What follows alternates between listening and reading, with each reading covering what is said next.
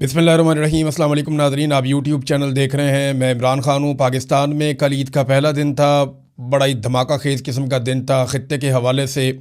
लेकिन सबसे पहले आगाज़ करते हैं पाकिस्तान के सबसे बड़े और मकबूल लीडर, पाकिस्तान के साबिक़ वज़ीर आज़म और पाकिस्तान की आवाम की अक्सरियत के मुश्तरका लीडर इमरान ख़ान साहब। उन्होंने अपने बेटों से बात की है टेलीफोन पे, और बात तो बड़ी लंबी चौड़ी है, लेकिन एक जुमले में सारी कहानी है। इमरान ख़ान ने अपने बेटे से कहा, जो उनकी बहन ने रिपोर्ट भी किया, कि कासिम, मेरे पाकिस्तानियों को मेरी तरफ से ईद मुबारक देना। ये इमरान ख़ान साहब ने जेल से आप सारे पाकिस्तानियों को ईद मुबारक का पैगाम भेजा है। तो अब मैं इससे ज़्यादा क्या कहूँ। वो जेल में भी आपके बारे में सोचता है, जेल काट भी आपकी वजह से रहा है। उसने कहा था कि मैं आपका नाक नहीं कटवाऊँगा। उसने कहा था कि मैं आपको झुकने नहीं दूँगा। उसने कहा था जो जो वादा उसने आपके साथ किया उसने पूरा किया। वो भागा नहीं डर के। उसने सौदेबाजी नहीं की। उसने आसिम मुनीर के सामने घुटने नहीं टेके, वरना हर जर्नैल के सामने हर सियासतदान ने या तो घुटने टेके हैं या गर्दन कटवाई है। इमरान ख़ान साहब ने फंसा भी लिया और हार भी नहीं मानता। एक आंख भी उसकी इन्होंने ज़ाया कर दी, और ये सरकारी ज़राए बताते हैं, और इसके बावजूद वो आदमी पीछे हटने के लिए तैयार नहीं है। ये इमरान ख़ान का पैगाम था, आप तक पहुंच गया। इमरान ख़ान ने और भी बहुत पैगाम दिए हैं आपके लिए, और उसको उम्मीद है कि उसकी कौम एक दिन खड़ी हो जाएगी, और इसी उम्मीद के सहारे वो ये लड़ाई इस कौम के लिए लड़ रहा है। बहरहाल अभी चलते हैं जो खित्ते की सूरत हाल है उसकी तरफ। इसराइल ने ईरान की एटमी साइट पर हमला किया, और इसके जवाब में ईरान ने भी इसराइल की एटमी तनसीबात के करीब बड़ा खौफनाक अटैक किया है।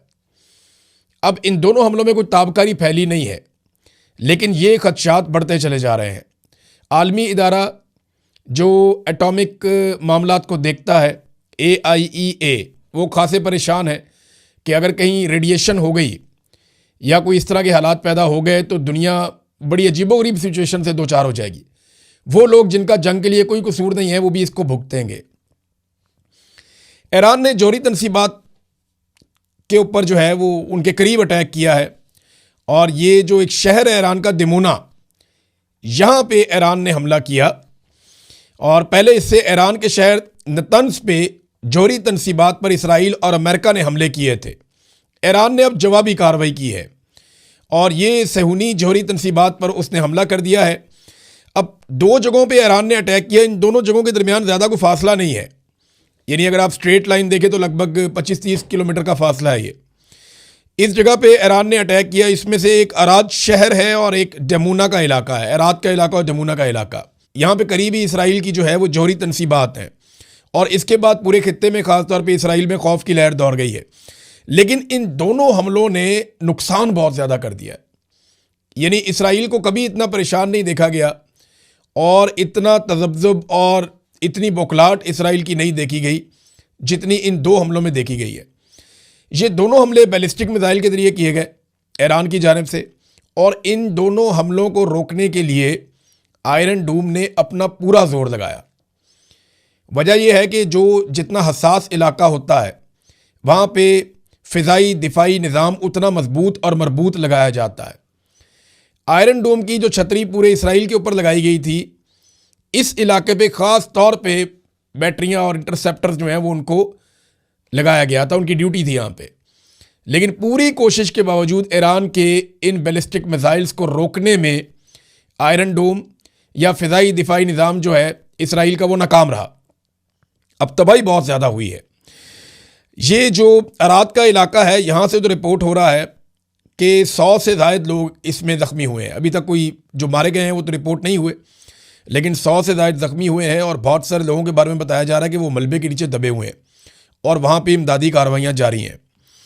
इसके अलावा जो दूसरा इलाका डेमोना का है, उधर तो बहुत खौफ फैल गया। उसको तो इसराइली मीडिया ने रिपोर्ट किया। इससे पहले इसराइली मीडिया लगातार छुपा रहा था, हर किस्म के हमले को वो छुपा रहे थे, अपने नुकसान को वो छुपा रहे थे, लेकिन एकदम उन्होंने बताना शुरू कर दिया। इसका मतलब है कि ये बहुत अलार्मिंग सिचुएशन है इसराइल के लिए।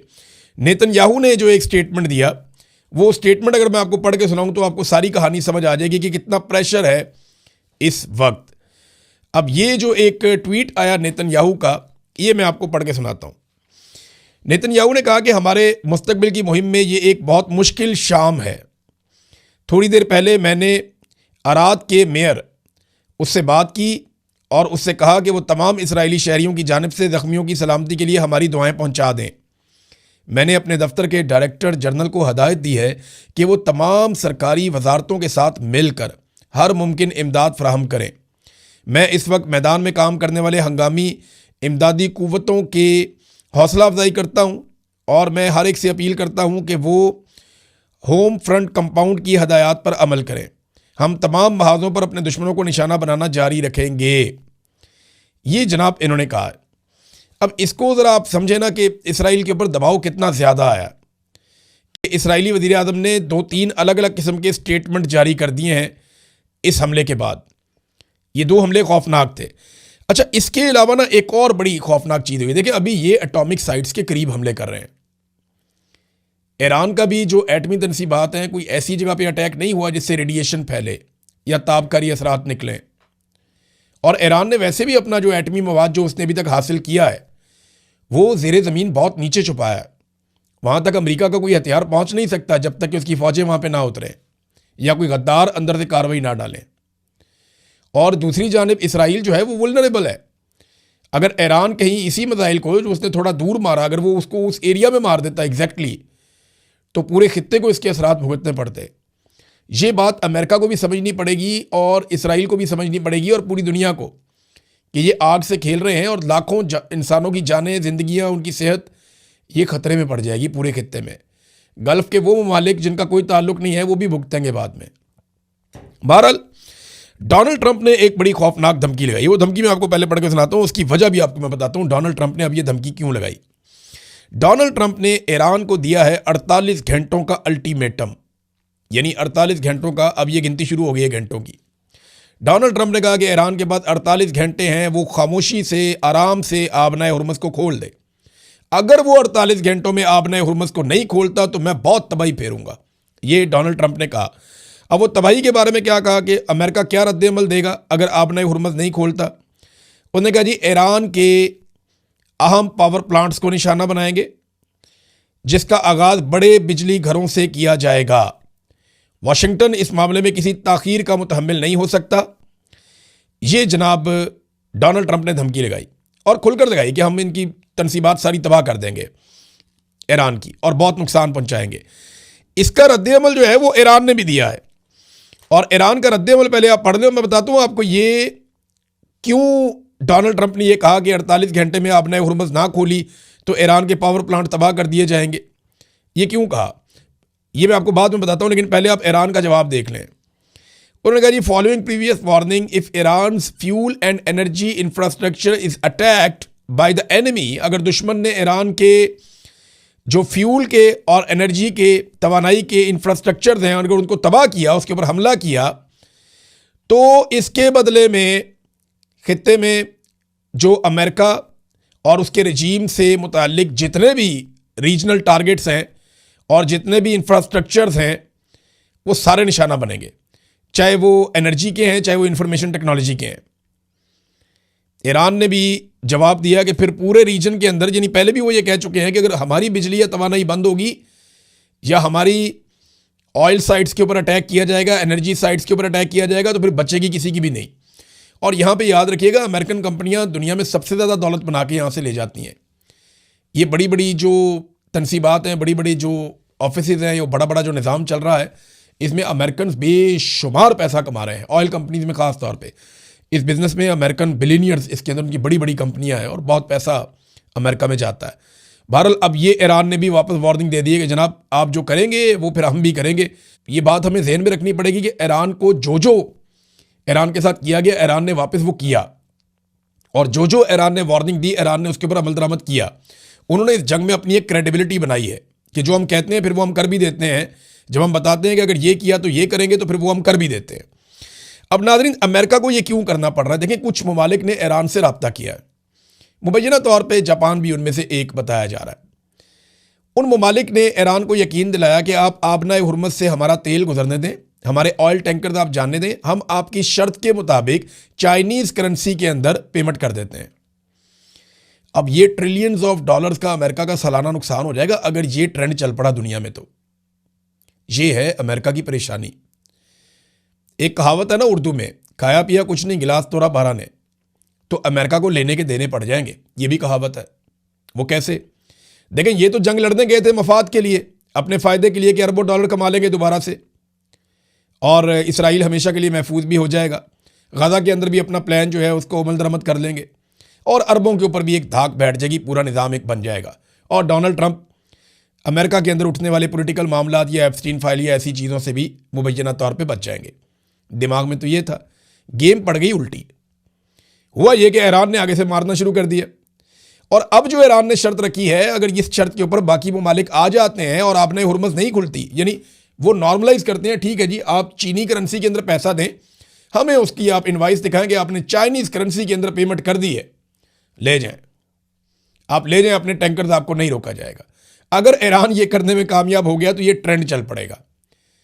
फिर रशिया जो है वो अपनी करेंसी के अंदर पेमेंट करवाएगा, चाइना अपनी करेंसी के अंदर पेमेंट करवाएगा, और आहिस्ता आहिस्ता यूरो के अंदर पेमेंट होगी, बाकी तो डॉलर नीचे जाए। डॉलर अगर नीचे चला गया आलमी सतह के ऊपर, या डॉलर के अंदर या पेट्रो डॉलर की जो टर्मिनोलॉजी है ये अगर इफेक्ट हो गई, तो फिर अमेरिका का जो सुपर पावर का स्टेटस है वो खतरे में पड़ जाएगा। एक नया वर्ल्ड ऑर्डर आ जाएगा। अकेला पहलवान बना हुआ ना, तो डॉलर चला रहा है पूरी दुनिया को। तो यहां पे ये खतरा है जिस वजह से डोनाल्ड ट्रंप की फ्रस्ट्रेशन बढ़ती जा रही है। वो कह रहे हैं जी 48 घंटे का अल्टीमेटम दे रहा हूं, खोलो, नहीं तो तबाही फेर देंगे। ईरान ने कहा तबाही फेरो, हम भी तबाही फेर देंगे। ये है जनाब अब तक की सूरत हाल, और ये तबाही ऐसा लगता है कि फिर जाएगी। अब ये मामला हल होता हुआ दिखाई नहीं दे रहा।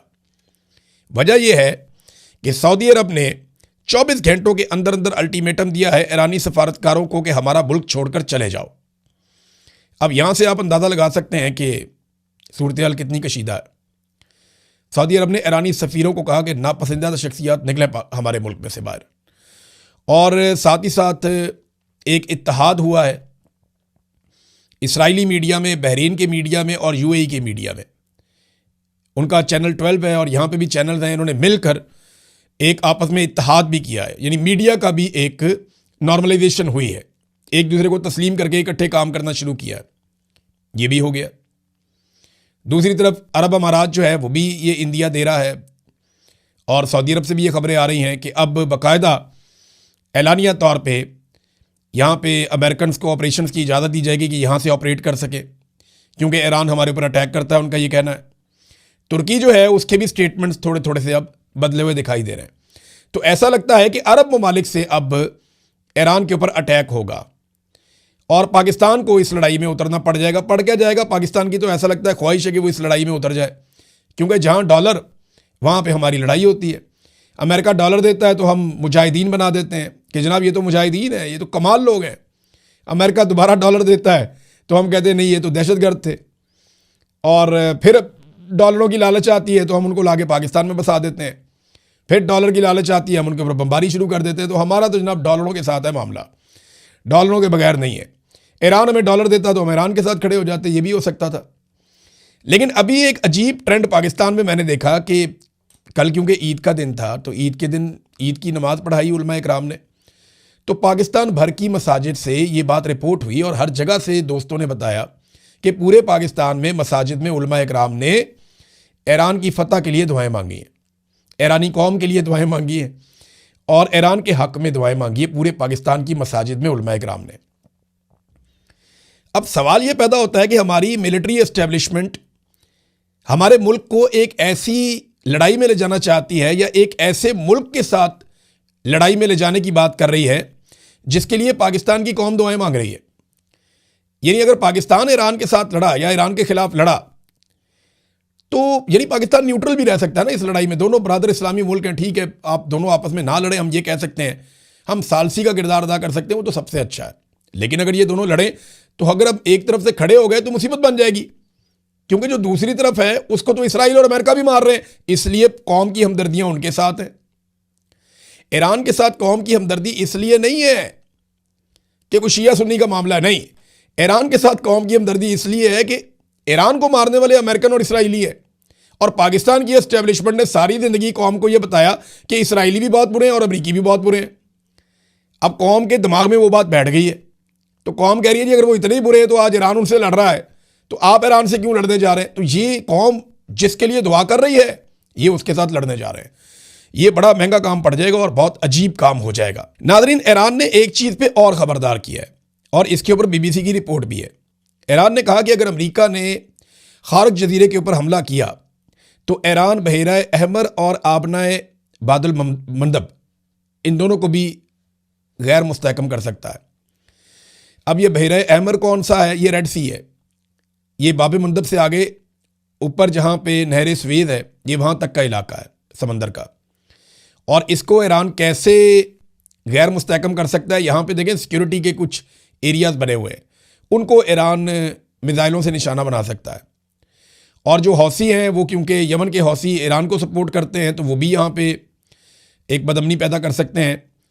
तो तेल की तिजारत मज़ीद मुतासिर हो जाएगी कि जो अल्टरनेटिव थोड़ा बहुत तेल निकलता है या कोई उनका है बंदोबस्त, वो भी ख़त्म हो जाएगा।